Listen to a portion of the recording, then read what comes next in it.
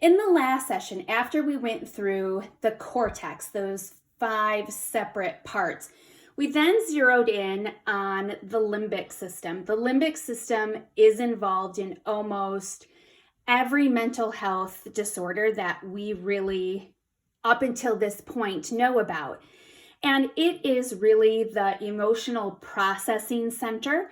So we know that people who have emotional dysregulation, so for kids with anxiety disorder, this amygdala right here sometimes can be larger. So they're having more information being processed in that emotional center, which may be involved in them feeling bigger feelings. But in that limbic system, we have some major parts. We have the thalamus here, which is where information is going to come in.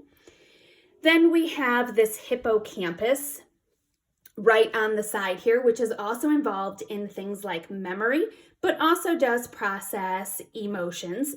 And kids who have major traumas, we'll look at later in this, that they actually have a hippocampus that is smaller. It's atrophied, and that's going to play a big part in emotional regulation. We have a part right here called the hypothalamus, and then of course this amygdala right here, this little guy who plays a huge part in the way that we perceive stimuli and the way that we react to stimuli. But one of the things that we need to focus on, and again, this is inside the brain, is this little guy right here.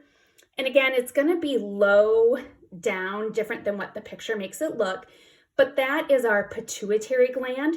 And the pituitary gland does release not neurotransmitters, but it's sort of the master gland. It's the big daddy of releasing hormones. So it is going to be the important guy that releases things like cortisol and oxytocin and things like that. It's the big master gland for hormones.